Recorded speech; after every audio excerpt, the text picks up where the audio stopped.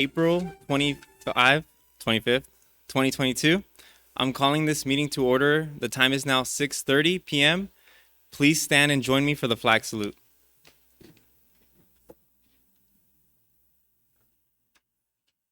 Pledge allegiance to the flag of the United States of America and to the republic for which it stands, one nation, under God, indivisible, with liberty and justice for all.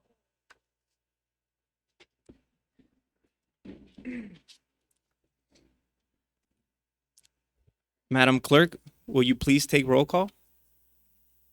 Councilmember Gama. Here. Councilmember Hernandez. Here. Councilmember Perez. Here. Mayor Pro Tem Martinez. Present. Mayor Rollins. Absent for the record. The hearing is now open. It is now 6:31 p.m. Do any members of the council have any conflicts to disclose? I'm hearing none. Madam Clerk, do you have proof of publication as required by the law? Yes, we do. Do we have a complete file, reports, and exhibits? Yes, we do. Okay, thank you. Will staff please present the report? Thank you. Thank you, Mayor Pro Tem, Honorable City Council, interested public. I have a brief, some of it's going to be a little bit redundant just for the benefit of people that were not here at the last public hearing. We also put a little emphasis on the economic component of a city name change, so I wanted to make sure we added that material in this brief as well. So with that, I'll proceed. And then at the end of this, I'll definitely answer or address any questions that the council may have before we turn over to public comment. So the name of the city has been in somewhat of a flux for many years. Most recently was the final shift to Port Hueneme. Before that, through our ancient native ancestors, the component of our current name Hueneme was set and established.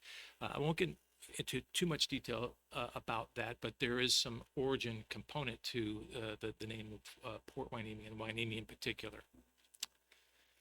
So I'll talk about the benefits and how we got to this phase of taking a look, investigating the process associated with it. I'll talk about some of the community input that began or initiated some of this research. And then I'll talk about the economics, including cost to residents in this city. So this started back in late 2019, early 2020, when we had engaged a company that was very experienced at doing strategic planning for cities, other government agencies and entities. And during that process, through a variety of different engagement instruments, surveys, focus groups.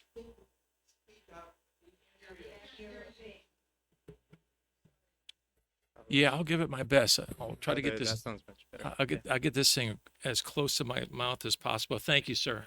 Appreciate it. So during that process, through several different types and varieties of public engagement, a theme emerged in the area of economic vitality, stability, prosperity, those type of things. And that was to explore what was, from a larger degree, was rebranding, including the value of changing the name of the city, specific to attract economic investment, developers, those type of things, as well as tourism. So the next phase of that initiative, after the strategic plan was approved, Council asked and staff provided some research into how you go about doing it, and also to understand the costs associated with that. And then in July of this past year, those details were provided to the public and council authorized staff to begin the process of a potential ballot measure in November to actually vote on a city name change. So there are some benefits that were identified in the strategic planning, as well as the general plan after that occurred almost near simultaneously. And a lot of those things really look to our geographic limitations, some other constraints of Port Hueneme as a city. And I'll go through these really quickly. For the first set of bullets, we have a variety of different things which can possibly attract a unique class of business entrepreneurs and that are also looking for a lower cost of living, but also a different lifestyle. That was identified in those master planning efforts, and the strategic plan, the general plan, Parks Master Plan, et cetera. Because of COVID, it also highlighted the possibility for a large-scale shift from the labor force from a on-site office or store or non-home environment to do their work from. And so the remote work concept has gained a lot of steam here lately. And that was another thing that could potentially influence investment and migration and transition for businesses to the city. And then from our marketing specialists, one of the things that they suggested, and then I hear quite a bit from folks that are not residents, but they are interested in development and investment, that the change of the name of the city is a very easy and effective marketing technique. From somebody that's been to almost every military and commercial port around the world, ports are not necessarily the most attractive thing, especially the ones I've been to in Karachi, Pakistan, and others. And so it has if you're not from here, it has a disposition in terms of mental imaging that is not as appealing as the beach as part of the name. There are some confusions over, are you talking about the port or are you talking about the city? That happens a lot in the government world, maybe not as much as the residents or commercial world, but certainly a thing that we see quite a bit on the staff level. And the final bullet here is we, as a community, we have a lot of investment in the success of our beach. In fact, this morning we attended an event at the Channel Islands Harbor where our congresswoman gave a check to the Channel Islands Harbor for dredging to replenish the sand. And so it does have an impact and visibility on sand replenishment. So those are a few reasons of why council had asked for and we have pursued moving this thing forward. Now from the community input, I talked about the Park Master Plan, the general plan, and here are some interesting things. When you are asked to identify the thing that is most visually connected to our city, beach was the dominant answer at 31%. Where you have port down at 15% and the base at 19%. In the general plan, now these questionnaires are controlled and managed, and so we wanted to make sure that the participants were diverse in age, geographic area within the city, and ethnicity. So with that group, 57% asked to pursue a Hueneme Beach name shift. And on the general plan with the workshop, again, 30 participants, the same answer. And now we started an online survey. And the online survey has got a lot of activity over here the last few days. We've done some business outreach too. And one of the interesting things about the survey is is really the activity, but there are some, it's informal, it's not scientific. And here's one of the other things that I share with caution about this particular survey. You can do it on our city website. You're asked not for your name, your position, and what name should be considered. And then the last thing is your zip code. What we don't know is how many times anybody has done it. We don't know if it's out of area residence. So it's not as exact and it can be misleading, but it does give us an indication. And we have and that group are fairly close, although we're getting updates almost by the minute now as this survey is starting to get some traction. One of the questions that came up the last time we had a public hearing, or the first public hearing, was the economic considerations for how this may or may not impact the future economic vitality, prosperity, and growth within the city. So I want to just share some information with you. So we just went through a budget review, and when we looked at the forecast for the end of this fiscal year, which will occur on 30 June of this year, we are expecting total revenue of 27.4 million produced. It's considerably higher than what we had projected when we did our budget last summer, and I put here dominant contributions to that revenue. With other taxes, and this is sales tax, Measure U, all those type of taxes, at 42% of our revenue is probably going to be fairly consistent and probably will grow, but that is a dominant thing. I want to talk about our Harbor District and cannabis.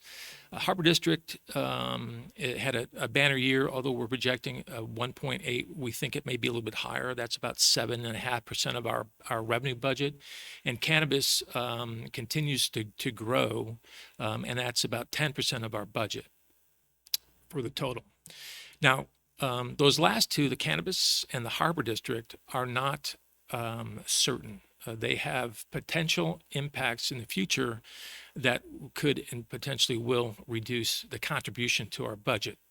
The cannabis market is getting crowded, especially in our adjacent communities where we have Oxnard coming online, Ventura coming online, Thousand Oaks coming online, Ojai has been online.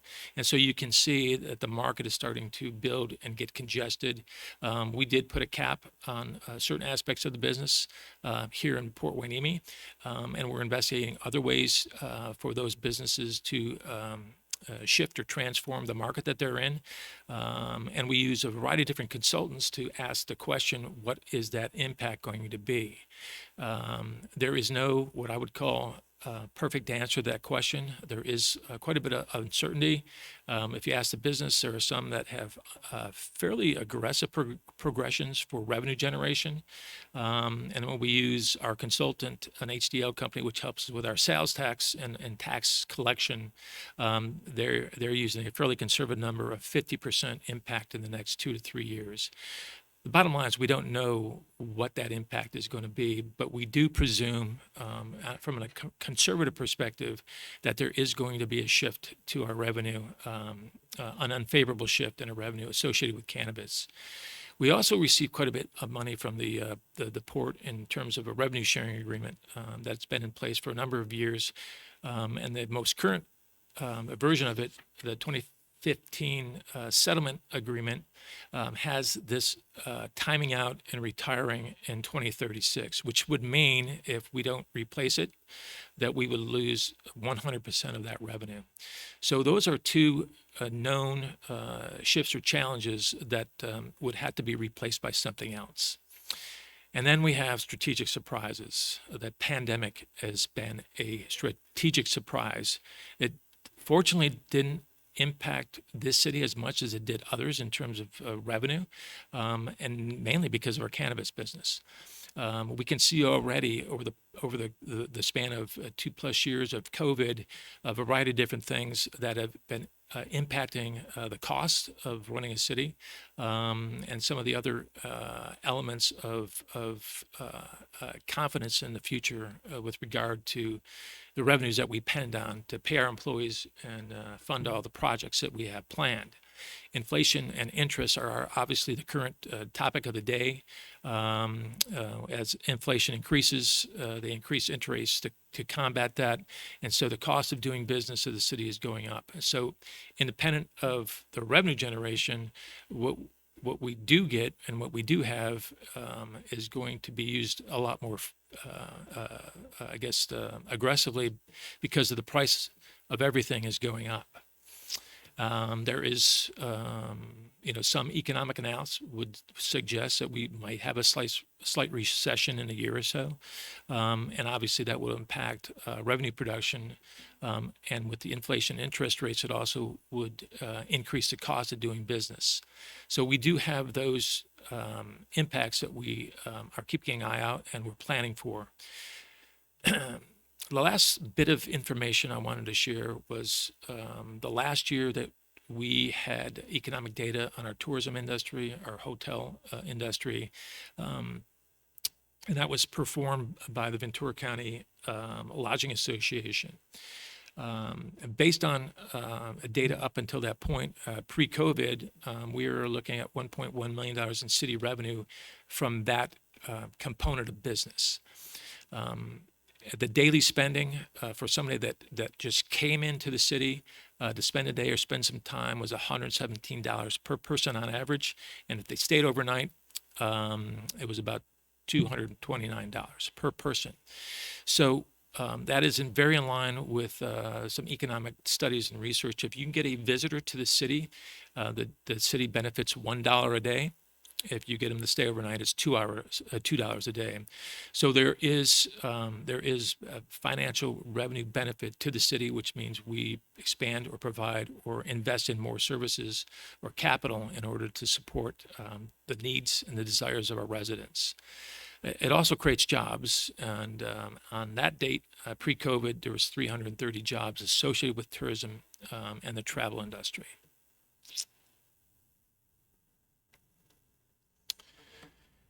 So when you look and you mix all of those economic scenarios and context in our current environment, it comes down to where can we concentrate our business development, economic development efforts to the highest impact and the most highest certainty when it comes to actually being successful in bringing new capability, new business investment. A lot of people like to think that if you bring a big store in here, your problems are solved. Unfortunately, that's not practical for us as a city, mainly due to geographic limits. We're constrained in all areas. We've developed quite a bit, a lot of residence housing and those kind of. So there's not a whole lot of industrial level, large size space available to expand in those areas. So that's not really an option for this city. We talked about those two things, the Harbor District and the cannabis revenue, and those things have some uncertainty in the future. And although we're working with those particular businesses and to resolve those potential challenges, it's something that we definitely have to take into account and be a little bit more conservative how we look at that for the future. And so when it comes to that, where we see a lot of potential in developing an economic base really is in smaller, high-value companies, large market capital companies that have the flexibility to headquarter with a lot fewer people, work from home, those type of things. And with those type of companies, most of their knowledge workers are home-based. Now, I happen to be involved with the Cal Lutheran Center for Entrepreneurs, the Southern California Entrepreneur Alliance, and I'm an advisor to a couple of groups on the side as a hobby and to support growth across Southern California. And I asked each and every one I come across in the last 2 years since this has become a potential option, would you and why would you come to the city if the name was Port Hueneme or something else like Hueneme Beach? And 100% of these entrepreneurs, thought leaders, technical experts immediately alight on the Hueneme Beach. I know that's anecdotal and it doesn't really go into the surveys, but I thought I'd share that with you because that is the group that we are potentially looking to bring incentivized to come here and be part of this community. So tourism is the last component of that triangle, and we talked about that as well. Now, some folks, I don't remember who it was, talked about you you can't do anything in terms of shifting minds about coming to the city if you don't have the amenities, the attractions to actually do a rebrand. And they're absolutely right. And so that's why this council has been fervent in their prioritization of amenities and improvements and enhancements, and applying whatever revenue we have, including the American Relief Act, Recovery Act funds that we are given to manage as part of bringing that to a reality. So the beach community with physical enhancements can make for a rebranding effort. So what do I mean by that exactly? Well, we conducted master plan exercises for parks. It's also a component of the general plan, information technology master planning, and strategic planning. And all those efforts produced a list of things that the council approved, the city's been aware of and had the opportunity to look.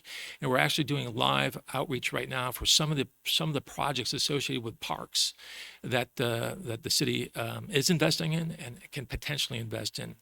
So this slide, the background is one of the schematics for the central area of our beach park, and these two the charts represent some planning expertise that is a pending 5-year, 6-year unapproved, but something that we're doing some analysis on for capital investment. Council has prioritized every single park project, and so it's reflected in what we as a city could potentially make investments in over the next 5+ years. When you look at those numbers, 36%, a majority of these projects are associated with parks. When I say a majority, it's 50 of 141 identified potential projects over the next 5 years. From a cost perspective or an investment perspective, although our water department is based on some sizable infrastructure, we have to have these kind of projects. Parks is the number 2 prioritized set of enhancements and investment in capital in order to close the gap on where we are today in terms of what our park environments are like. Again, to bind the rebrand into a set of amenities that make it realistic. And then on the bottom, in December, you see the top park priorities, and they have been the benefactor of ARPA funds, the American Recovery Act investment. The city received, that will receive the final amount of $5.2 million, and we've made commitments through council approval in December to fund these 5 capital projects: the beach park destination playground, the beach park skate park, Bubbling Springs dog park with a community garden attached to it, and then the Bubbling Springs playfields and multi-pools, which includes the Little League fields, which this was a component of. And then one of the things that is very interesting to those entrepreneur crowds that we talked about a little bit earlier, broadband is an essential part of being a part of that business group and sector and environment. So what's it cost? Depending on how you approach it, maybe not that much. The big takeaway on this slide is if you do not do anything, you don't change your address, you don't do anything with regard to your return or mailing address, nothing changes, because FedEx, UPS, the post office only care about that 5-digit zip code. So if you're a business, again, if you want to change a letterhead, really there's no rush. You can do it when your supply runs out. You can then, when you do resupply, you can get your name, your city, all that kind of stuff. I guess the biggest problem was if your business had Port Hueneme in its name, that could be an issue. So that's one of the takeaways from a cost to residents and businesses. The bigger costs are really associated with the city. To make this a part of the ballot, there's an investment. We have a significant amount of signage to change streets, other highlighting features to a different name. We have to engage a variety of different government agencies and make those shifts in all those governing documents so that we are linked and we have the same connectivity with all those nodes of governments. And there's a variety of different community engagement that we would want to do and official notifications that have to be made. This estimate was based on an initial, research into doing this some years ago. We've escalated the cost based on the current environment, and we have a projection of a total cost to the city of $190,000. So this is part of the process. This is phase 2 of the process. We are obligated to 2 public hearings. This is the second of those 2. And then the council will take this issue to put the ballot measure on the election for November. It doesn't mean anything other than giving the opportunity for residents, voters within the city, the opportunity to make the decision on behalf of the city. If council elects to do that, then we'll do outreach meetings with the community to convey any updates, current information, any other answer, and address any questions about the process and how this moves forward. And then on November, voters decide exactly where we're going to go with this.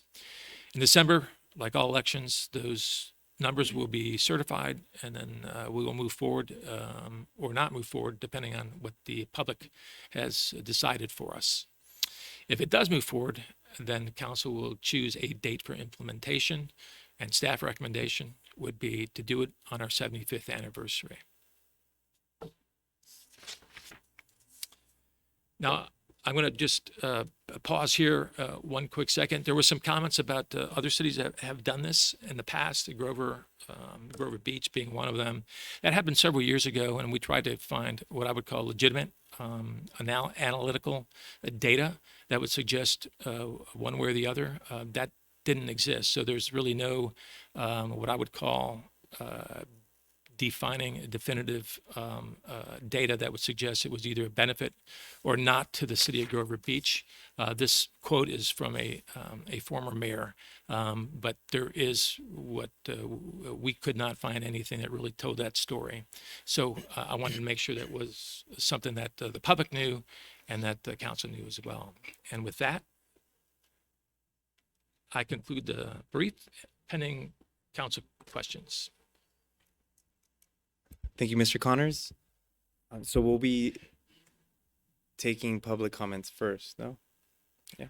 So we will now hear any public comments on this item, including those written comments received by our city clerk. If a member from the public has a comment, please fill out a speaker card and hand it to the city clerk.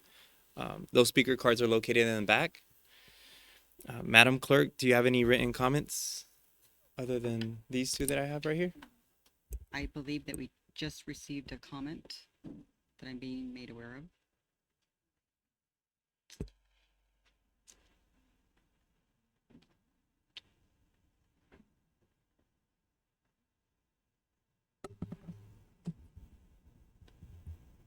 Could I fill a little dead space here? I just wanted to make a comment that when city manager references the Harbor District, he is speaking of the governing board for the Port of Hueneme. Sometimes it's a little complicated, but the Port of Hueneme is governed by the Oxnard Harbor District, and oftentimes it's confusing. So I just wanted to make that clarification. It is disappointing to see our city leaders pushing for a name change when more important issues are yet to be resolved. Please focus on issues that benefit the residents. A name change doesn't improve the quality of life for the residents. The Port Hueneme Neighborhood Facebook group ran a poll for the name change within the group, whom compromises over 5,500 local residents. Over 10% of the group members participated in the poll. The results were 534 people opposed a name change. 44 people agreed with changing the name. Come on, guys, let's move on and do important city business instead of running poll that the city emailed to selected people, thus making the poll useless. I'm sure there is much more important things for our city manager to be doing than pursuing a name change that most likely will not be approved come election period. The purpose of the city council is to represent the voters, parentheses residents, not the tourists, outside interests, or city staff. Please keep our city manager working on matters that affect our city instead of daydreaming about name changes. And he's attached a shot of the poll. And that was the only written comment that we have. Okay. Thank you, Madam Clerk. At this moment, I'm going to call forward Ms. Fig, Tama Fig.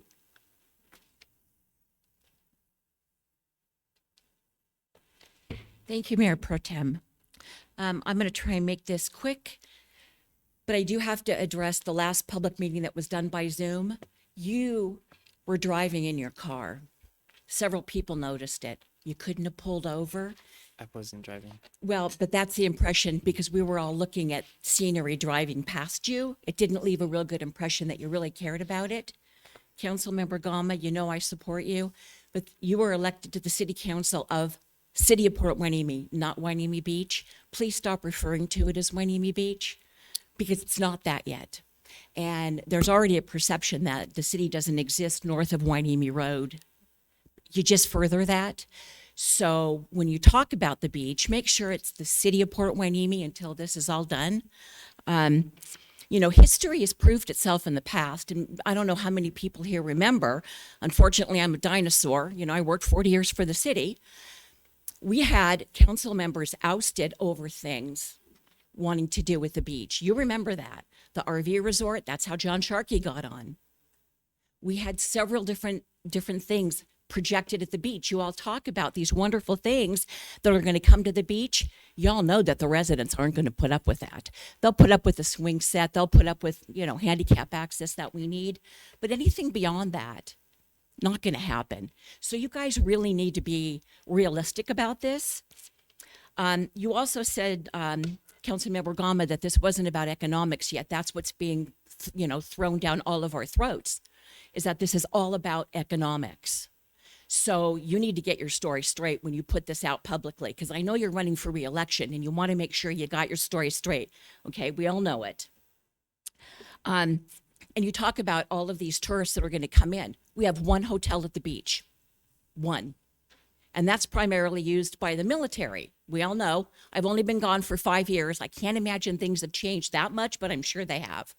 So you have to look at that. There's the one hotel at Pleasant Valley, which used to be known as the, you know, if you were released on parole, that's where you went. Tourists are not going to want to stay in a little place like that. And then you've got the Casa VMR right across the street from the military base. So all these throngs of people that you expect to come in, you have no place to put them. And even if you want to build another hotel, where are you going to put it? We're built out. As City Manager Connors even said, there's no place to go. We are completely landlocked, and we're not going to be incorporating any more of anybody else's cities because Oxnard, you know, isn't going to give that to us. And people that do come to the city, they're going to do their research. Yep, we got a beach, but what do we have at the beach? A restaurant, a pier. That's all we have. That's it.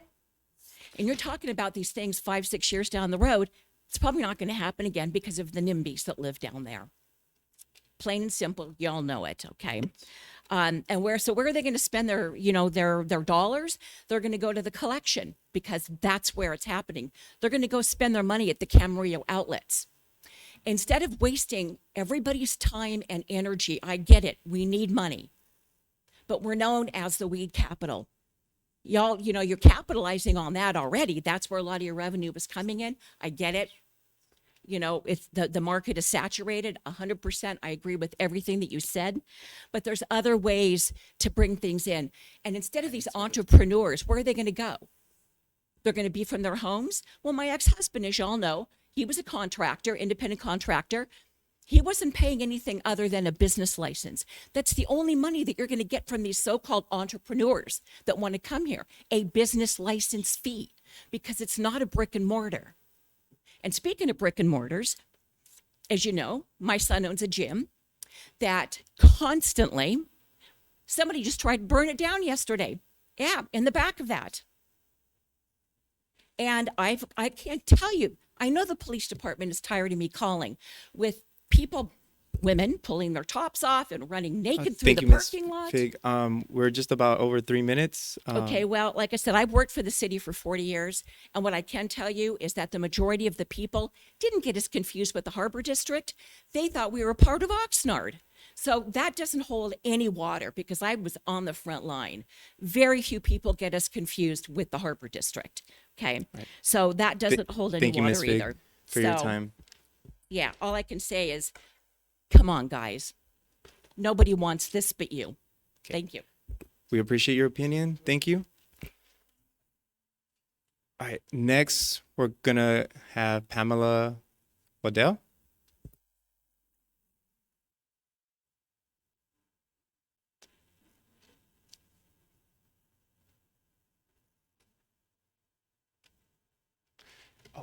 Thank you, Mayor Pro Tem. Can you hear me? Thank you for the time to address you. My concern is that I still haven't seen any exact comprehensive reports tying true revenue replacement. And that's the tone I hear of this meeting, is that there's a need for revenue replacement. And I appreciate the research that was done to analyze going forward the Oxnard Harbor District relationship and the cannabis industry relationship to the revenue coming into the city. And it seems like qualitative research, but what I'm not seeing on the other side is the research to finding the name change actually generating that. There's a lot of potential, there's a lot of wishful thinking. It feels a lot like I'm hearing that there's this magic pill that's going to happen if we change the name of the city. I don't know if any of you get Westways magazine, but in Westways magazine, in our local area, there's a beautiful ad for Oxnard. Oxnard's never needed to change their name, and we all know how crappy that name can be. We make fun of it. They make fun of themselves. They have this beautiful orange silhouette sunset of people on the beach, and it says, "You don't know Oxnard." That's branding. That's quality branding. They didn't have to change the name, and they're generating business. People go to Seabridge, they go to these beautiful restaurants. There's a shack at the beach at Hueneme Beach to go get burgers and fries, and they're not bad, but come on. I lived in LA for 24 years. I grew up here. This is my hometown. I came back. I bought a home. I live in Hueneme Bay. It's beautiful there. It's not the Hueneme Beach is not the only place that is Hueneme. I'm open to the ideas, the suggestions, but you've provided absolutely no analytical data that proves the name change is going to bring revenue and tourists to Port Hueneme. The problems are based in other areas, not a name change. This potential growth that's going to occur, where you have empty buildings on Ventura Road where there's no businesses. That Tradewinds Market's been empty for years. The homeless wander around back there. The trash doesn't get picked up. It's an eyesore. That's what people are going to see coming here. That's not a place that's going to draw tourism. In addition, I don't see where that there are any true plans to engage these small, high yield businesses, as Tamara said. You know, I work from home and I appreciate that I get to work from home, but I'm not down at the beach. I'm not going to generate any industry revenue for you. I'm just working from home in a lovely place that I want to stay lovely. The other thing is that all these physical enhancements that have been alluded to that are going to happen at the beach, again, I'm kind of repeating myself, but these enhancements haven't occurred. And so I feel like we're putting a lot of wishful thinking, hopes for, and I haven't seen any quantitative data. I work with the government. I deal with government regulations. I know how the federal government works in some areas, not in all, but quite frankly, hoping, I apologize, I'll talk specifically to Steve. I know you had some information about that. and I appreciate it, but I don't see where the name change is going to guarantee that the federal government's going to come back in and keep dredging our beach. If you can show it to me, I'll be back there supporting you 100%, but I still would prefer Wainimi over Wainimi Beach. Thank you. Thank you, Ms. Waddell. Mr. City Attorney, because we're in a public hearing, are we allowed to make a comment on a comment? Yeah, the general the general restrictions on responding to public comments are because the comments made by the public typically are not part of the agendized item. In this situation, the public is speaking on an item that is already on the agenda, so there's no Brown Act concern with respect to that. If I may, I just wanted to make one comment about referencing Oxnard's magazine and the picture of their Mandalay Beach. You notice they don't show Ormond? Yeah, so I just wanted to make that point. Ormond is a polluted beach that affects Wainimi Beach. And so, yes, they're marketing their asset, and clearly Ormond's not an asset to be marketed for the city of Oxnard, so. I'd like to make a point of order. If one of the council members desire to speak, please first get recognized by our Mayor Pro Tem, who's chairing this meeting tonight. Thank you. Okay, we're gonna move on to Raina Gilroy.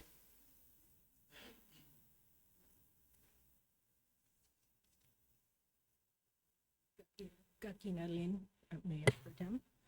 Aku kichijanti kakti Raina Gilroy kaapanishumulok hil sa aktikoy klicken wenemu.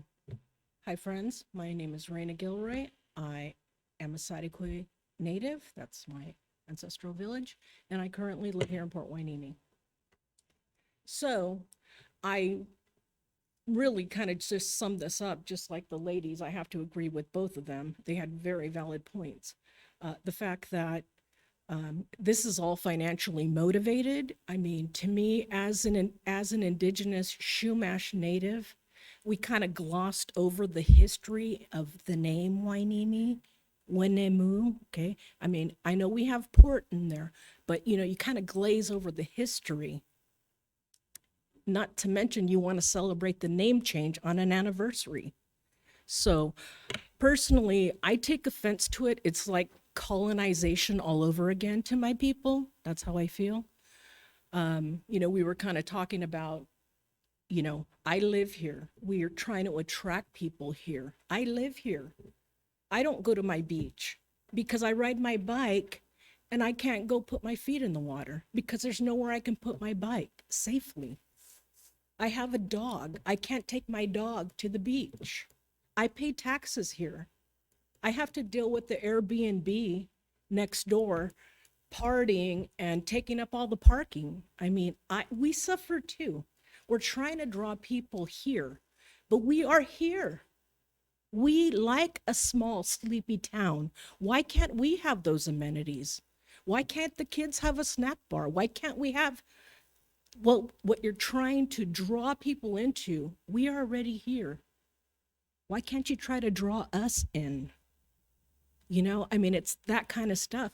I mean, we all need to smoke weed or something because the cannabis is keeping the city afloat. I mean, it's ridiculous. I don't know. I'm not a political person. You know, I voted for some of you guys. You know, I don't know really very many. The two guys that I do know, I pick up trash, right? Not just on Saturdays, because people see me. They ask me if I work for the city. I say, no, I work for our Mother Earth, because there's so much trash here. I'm really disappointed, really. I don't know. I'm sorry. I don't mean to gear it towards you, but with the whole trade winds, you guys took the trash cans away. I literally saw somebody come out of Pho Saigon, blow his nose and throw the napkin down because there's not a trash can. There are no trash cans there. The trash can is by the bus station and it's always full. Why can't we invest in keeping our streets clean, picking up the trash more, putting more trash cans out there, putting signage to not feed the ducks crackers and Cheetos, and put it in Spanish too. You know, I just, there's just so much that I agree with the lady, I mean, the name to me is personal, first of all, and to just flippantly say we're going to change it with the stroke of a pen. I live here. This again is, and I'm not alone. I mean, I've never been to these things, but I like that there's people here. I'm not a public speaker, but this issue moved me. And I just, again, why can't you guys do something for us? That's my stand. And again, historically, yeah, we kind of glazed over the name. I went out to the lighthouse. It has one line of Chumash history. You talk about being erased. I know all about it. So again, just think about it. You talk about attracting people and families and stuff. We have that here too. I thought it was interesting that the parking, there was a question about the parking, what mattered most, the beach. I'm sure families are at the beach. Families matter too. We lose touch with having compassion and connecting to each other. We get all this fancy car and, big old mansion. I mean, what did COVID teach us? I don't need all the clothes in my closet, right? Because I wear the same 5 things. But again, it's living life simply. We don't have to go big and bold. We can go big and bold, but here, right now, locally, don't try to bring more problems or issues. I mean, that's my perspective. That's what I see. And on that note, I just want to say to the city, I got to give you guys a shout out to the public workers that are picking up the trash and keeping the beach clean and down Ventura Road and Wainimi Road. I really do appreciate that. I mean, it makes me proud, So again, that's all I want to say. So, Kakina Lin. Okay. Thank you, Ms. Gilroy. Missy, did you want to comment? So I would like to respond to the comment about the fact that we're not building amenities for the residents, that we're only building amenities to bring in tourism. I would have to disagree with that. When I was first elected, there was no discussion about changing the name. The discussion was, how can we improve the community? How can we build more programs for the youth? How can we invest in the city? So that is what we all decided to do, and that's where all the park and the beach and all the amenities that you see, that came out of that. It had nothing to do with changing the name. That is a byproduct of trying to find other ways of keeping money coming in so that we can keep up on these amenities. Because once we build the amenities, we have to keep them up. And if we're going to take a hit with the dispensaries, which we will, they expect 40 to 50%. We have to find alternate ways of making sure that we can sustain everything that we build, or we're going to go right back in where we were a few years ago, where everything was falling apart and everything looked like trash. So that is the plan and purpose. Our desire is to make sure that our community has all of these amenities. It has nothing to do with tourism. That's just a byproduct of it. It's in works. So there's a process that we have to go to. We have, as Mr. Connor said, we have money allocated to build all of these, and it requires getting bids and implementing a plan. And it's not something.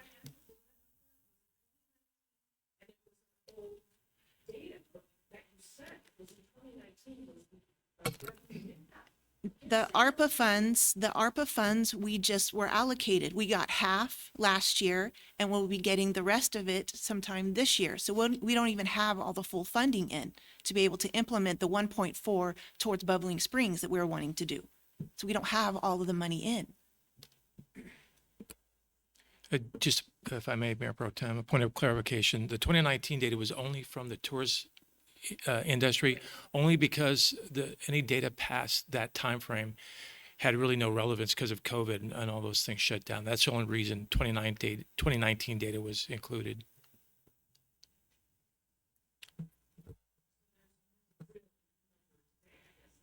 Associated with tourism and travel, we do not have a.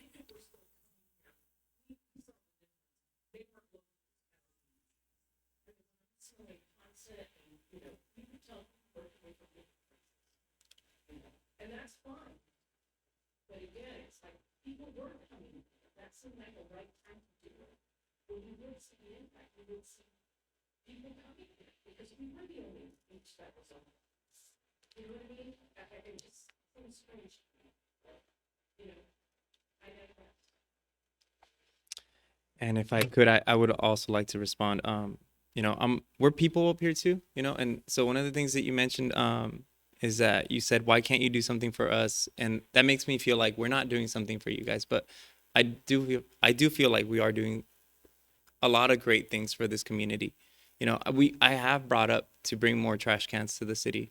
It's just like how Missy Perez says that there's a process, and it's something that also frustrates me, you know, but I can assure you that we are doing, you know, together as a city, we're doing a lot.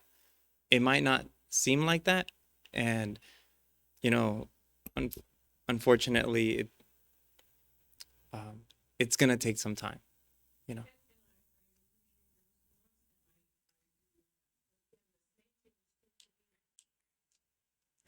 And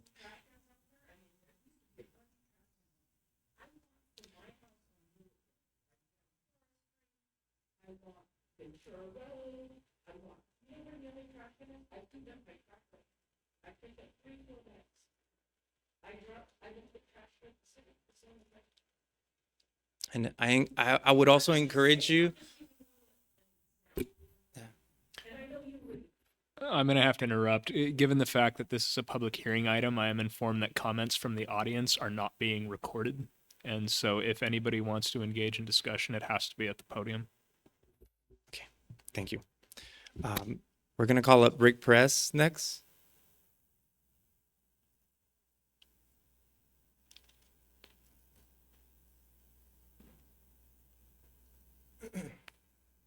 Hello, City Council. I'm wearing the hat. I apologize because I wear it to cover my bald spots. So I've been living in the city for 24 years.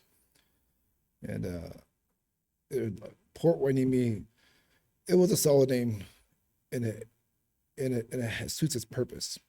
But there's a point where that purpose runs out and we have to make changes. We always have to make changes in life, and especially when it comes to city programs, city issues. It does. I like Hueneme Beach. Councilmember Gama, keep it up. I love it. And there is meanings for names. I'm pretty sure if we called it Devil Beach, nobody would probably want to come to it. So there are purposes in names. There's a reason why we do name changes. I notice a lot of focus and kind of worship on Port, the name Port, and for number Hueneme. I don't get it. The Port really wanted, what they really want is to make the whole city a parking lot. So I don't know why we worship the Port. Sorry, my eye gets a little twitchy once in a while. But let's stay with Hueneme Beach. I like it. It kind of rings better with Friendly City by the Sea. And keep up the good work. Thank you. Thank you. Do we have any more people coming up? Okay, so I do have one more request for Stephen Gama that you wanted to speak up as a community. Sure. Well, if you do, you have to go down. Yeah. Yeah. I just wanted to make one comment too, as the name change in my mind when we talk about Mary's Market and those problems, because I know Councilmember Perez and Mayor Pro Tem Martinez and I, we've been super frustrated with Mary's Market to the point where we're trying to influence the owners to do something different because the business plan doesn't make sense to me. Thank you.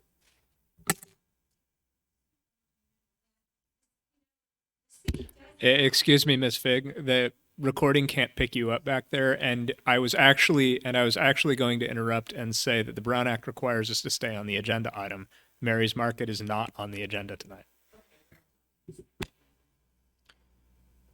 We have one more person, David. Oh, Agama, you're not done? Okay. I haven't even started. Okay. So now this is as a resident. Okay. Go for it, Stephen Gama. I have a little PowerPoint that's 7 slides.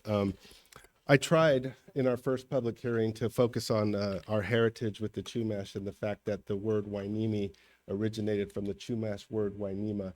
And I apologize if I didn't put enough emphasis, but that was what I was trying to do is bring us back to the fact that that spot where the port of Wainimi is the exact spot where the Chumash would rest and launch their canoes from, and there's no coincidence about that.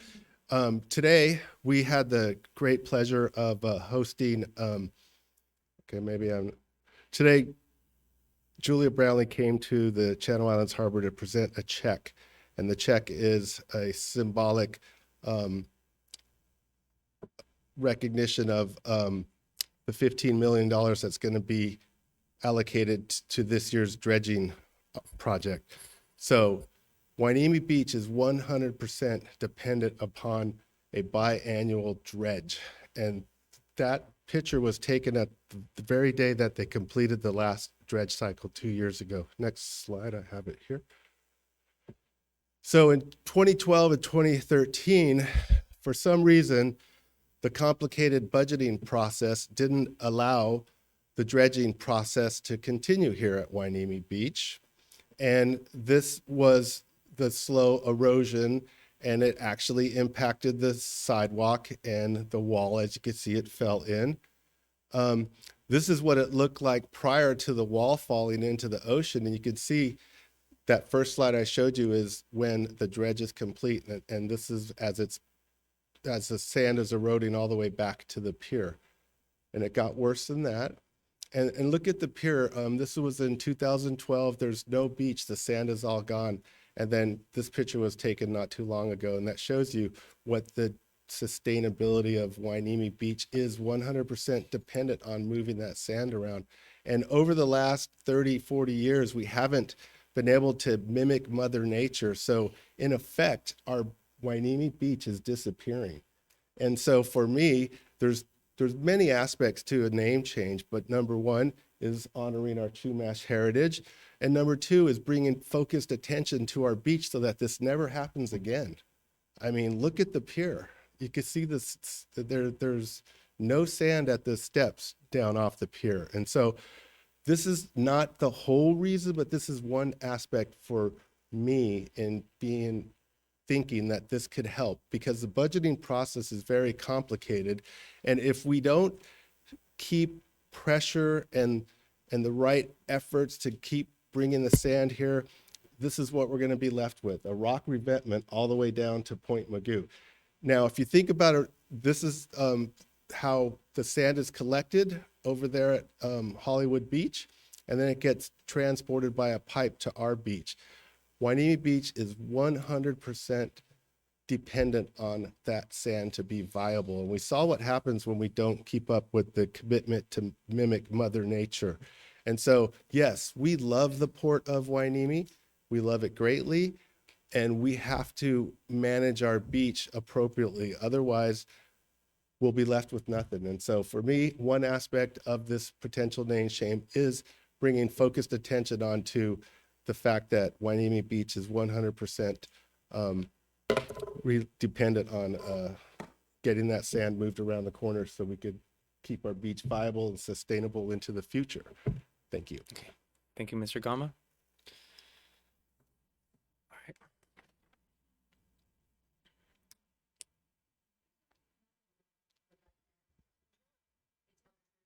Council members, would anybody like to comment?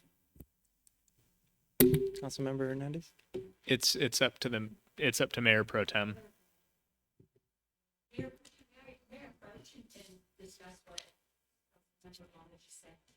Yes, Ms. Fig. You know I'm going to take you on. So it's the Army Corps of Engineer It is their duty to replenish the sand. It's not the city's. And what happened and why it looked like that was because city staff screwed up. I was here at the time I worked. I know what happened. And city staff was not keeping an eye on the amount of sand that was coming from the Army Corps of Engineer.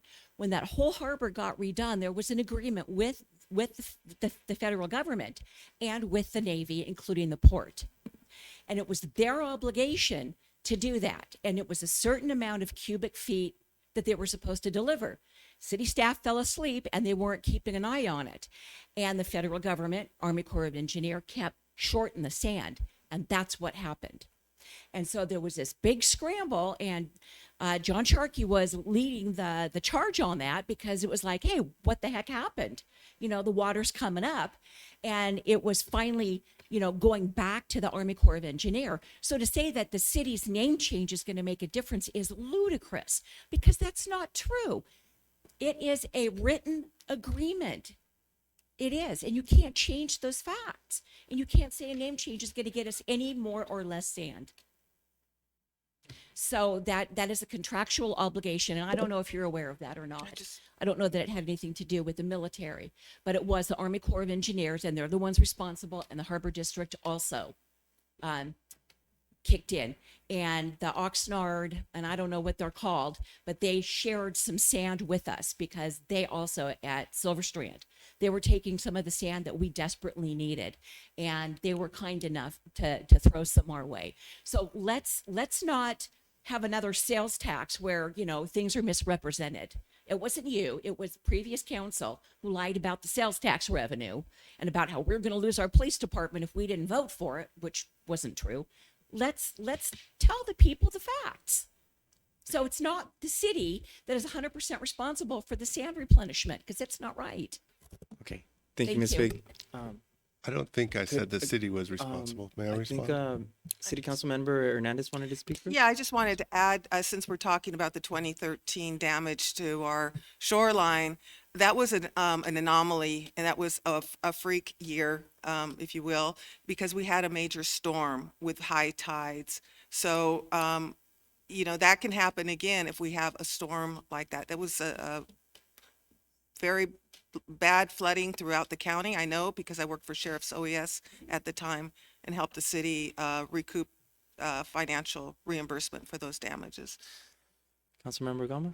So I'm on the board of directors with Beacon, and we've studied this problem over the years, and it was determined long ago that 1.2 million cubic yards of sand needs to be moved around the port of Hueneme in order to mimic Mother Nature, because the sand flows south in this region. So because we have a dredge cycle every 2 years, that means 2.4 million cubic yards of sand must be moved around the corner. And we haven't hit that target for many, many years. So whether it's a city staff or the city council that's responsible, I don't know. But the bottom line is Hueneme Beach matters. And Hueneme Beach is 100% dependent on the federal government meeting their commitment. And today we were presented with a ceremonial check of $15 million. As you know, inflation's 8.5%. So we don't even know if we're going to get that 1.2 million cubic yards of sand around the corner. And so the beach is shrinking. And that's the point I was trying to make. Thank you. Okay.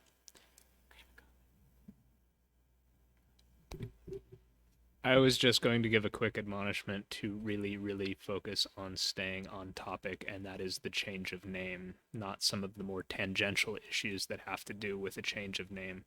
The closer we can stay to the actual name change, the better we are, the better off we are with respect to any Brown Act issues.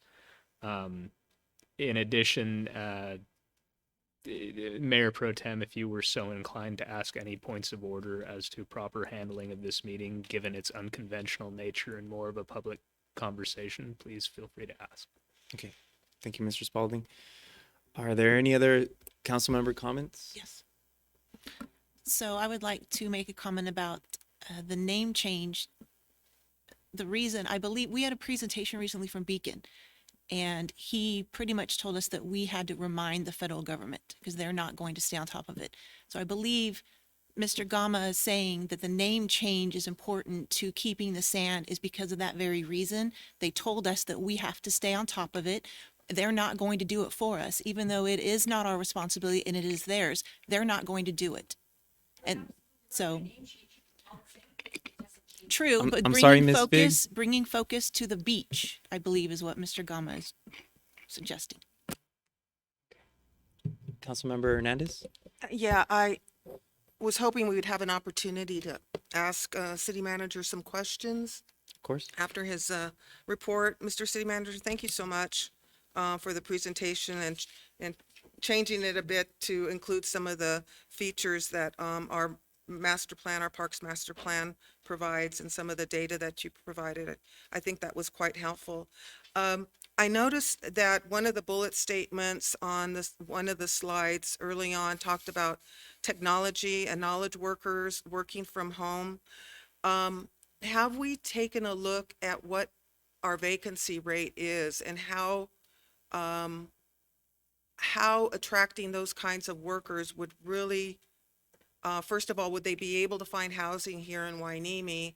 And then what would be the significance on our economic forecast by bringing in these knowledge workers who would be working from home? I'm not, maybe you can clarify how that it impacts our economic standing. The genesis of that particular track had to do with a couple of things. One of them is the dependency from our military on technologists, scientists, technology experts in developing a variety of different things. And when you combine that with a strong initiative from the port to examine the same type of marine and maritime related technologies, it's created a nexus of interested scientists, engineers, technologists, those type of things, to focus on a joint use military and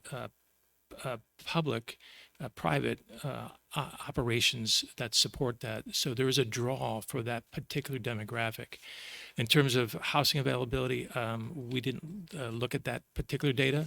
We do know that there are some folks that are interested in development that are purchasing houses because they see it as an investment in that group. And so hard analytical research data does not exist. Most of it is through subject matter experts who we know and trust. I guess I could foresee that the job market would be there through the base hiring because the base is doing new technology all the time. So I could see that happening. So the job market would conceivably be there. But our vacancy rate is like right now 4.2% for rentals and 2.4 for homeowners. No, it's the opposite. It's 4.2 for homeowner vacancy and 2.4 for rentals. So we would be hard pressed to find housing, I think, for these people. One of the things too that I'm hearing from our audience is that the cost may be nominal for changing the name, but I'm feeling like this is more passionate. That's an emotional attachment to the name Port of Hueneme. And I'm not sure our public really cares so much about the cost as they do about losing history. So I think we have to factor that in, that there's a very impassioned public here who feels very strongly about keeping the name. I also noticed that there was some rebranding elements allocated in your cost breakdown. When we talked about costs, what would those rebranding elements include? Most of that is purely signage of all things that are associated with the city's inventory of Port Hueneme specific signs that would have to be replaced. Well, I saw signage on there, but then there was another category that said rebranding. Would that be for something else How other are they than different? signs? Because signage was 51,000 and then rebranding was Yeah, 65,000. I have Mr. Kenny here who can probably fill in that Oh, blank. he was here. Great. Thank you. Good evening, Mayor Pro Tem, Council. Um, the costs associated with rebranding have to do actually with a revamp of city graphics. Just the printed portrayal of the city itself, based upon the fact that currently the city symbol is, well, it's what's in front of me right there. It's the city of Port Hueneme with whatever graphics are associated. There's going to have to be a replacement Okay. for that.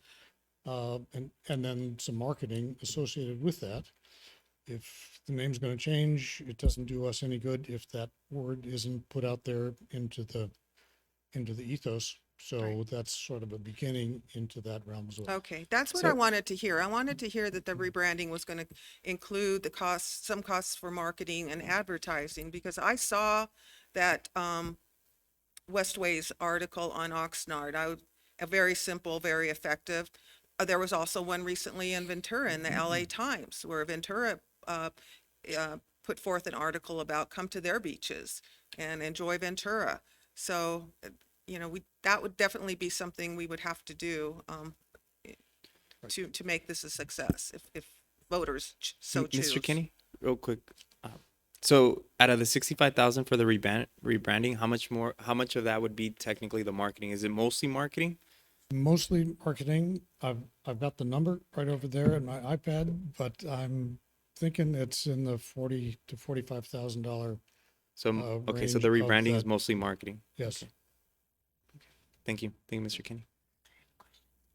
I do have another comment. Well, that- if it's okay, I wanted to bring up Mr. David Scribner, Scribner. Scribner, yeah. I still have questions. Good evening. I've lived in Port Hueneme since 42 years, I guess. We got lost looking for a friend in Oxnard, found Hueneme and moved. Had I not got lost, I would never have known about it.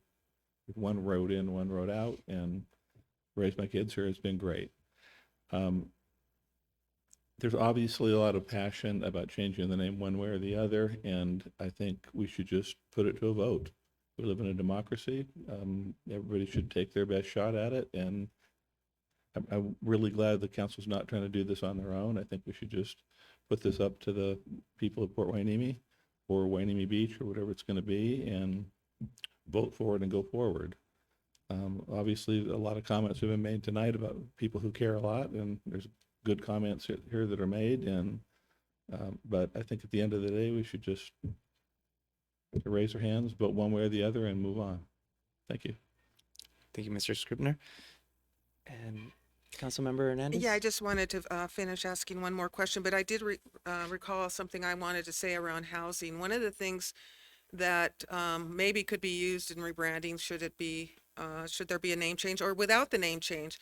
Yeah, I found this community to be the most affordable in terms of housing and rents, where you could actually live by the coast than any other community in California. I don't know of any other beach community that's as affordable as we are here in Port Hueneme. So I think that's a huge selling point that we haven't released, we haven't taken advantage of, we haven't leveraged to market our community and encourage people to come and live here.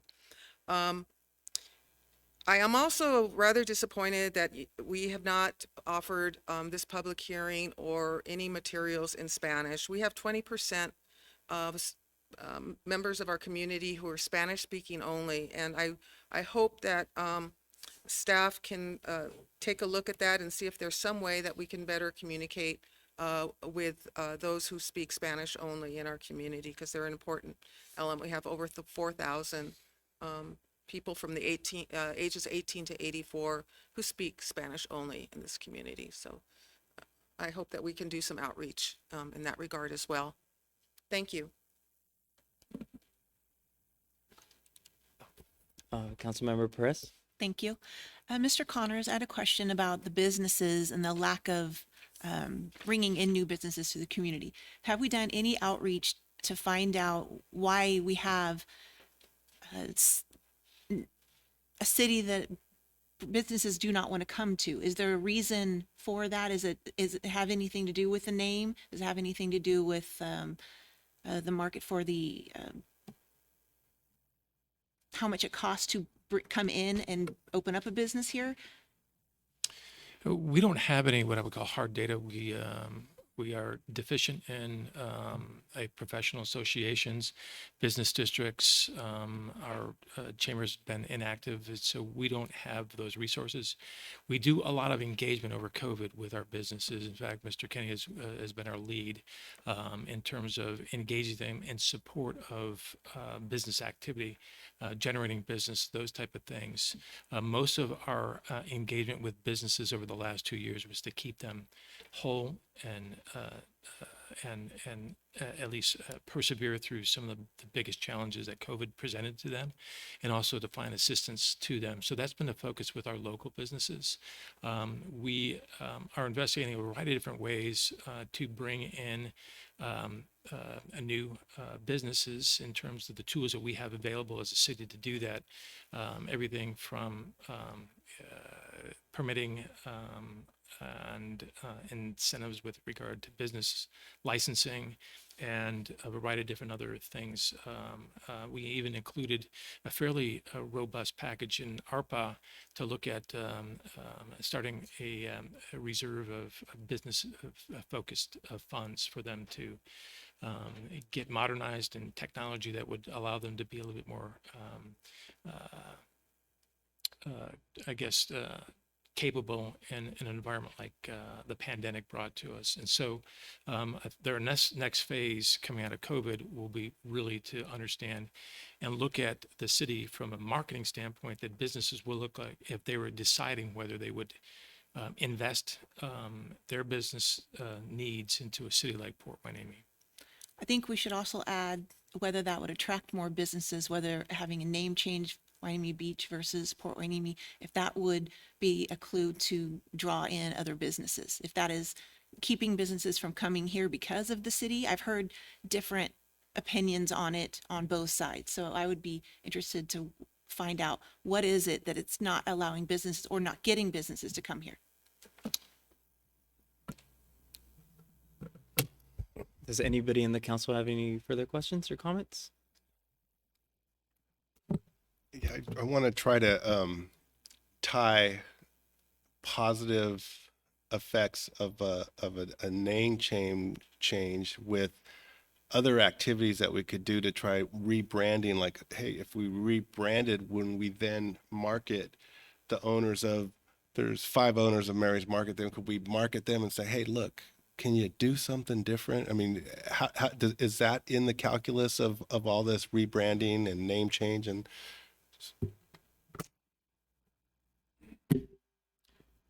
Without going too far into the Mary's Market issue or the abandoned, empty businesses issue, council already was briefed on that, and the problem really is that those are private properties not subject to control unless there is a nuisance present. We are simply without any authority to do anything with respect to those properties.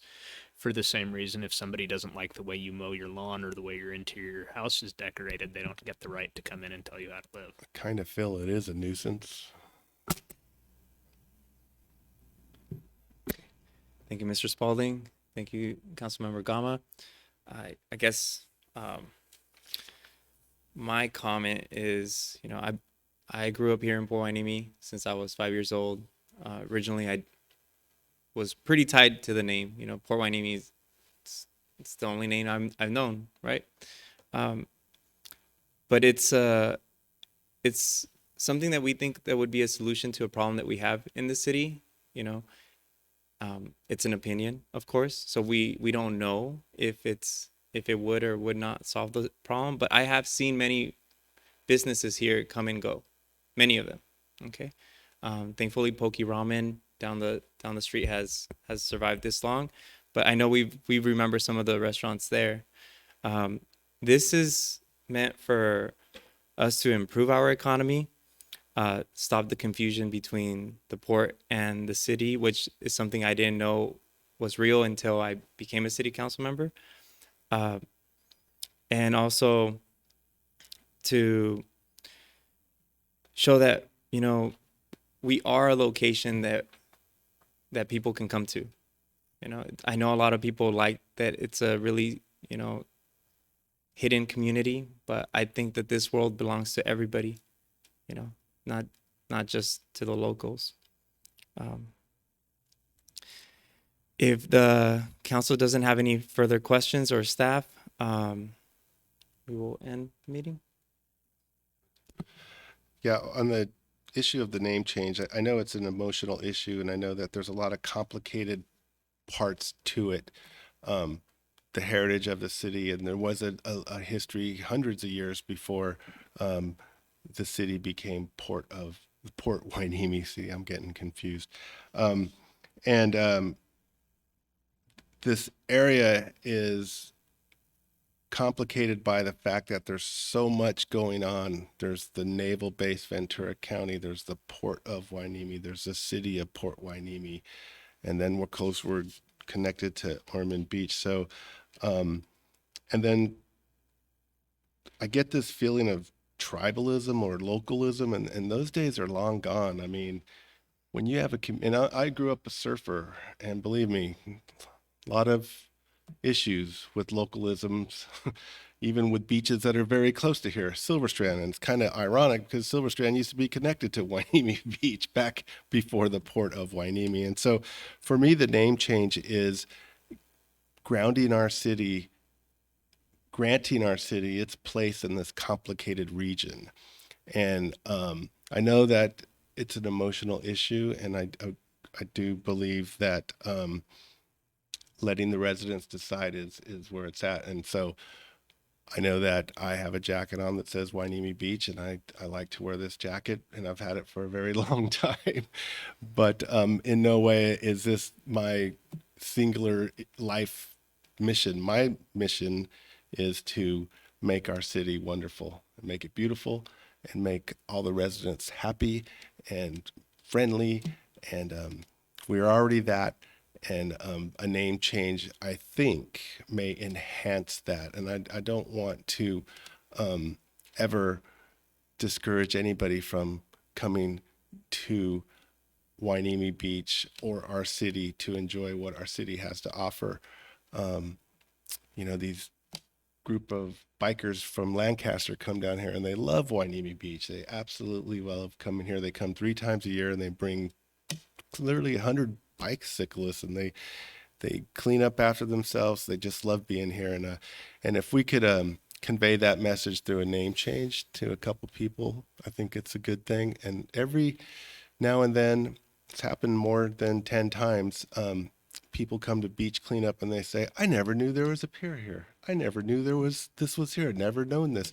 I even think our city manager, when he was the CEO of Point Mugu, I think he told me one time, he goes, didn't really realize there was a beach here. And you drive by here all the time to go to the base over there at Bard Mansion, you know, right? Is that true? So I'm not making it up.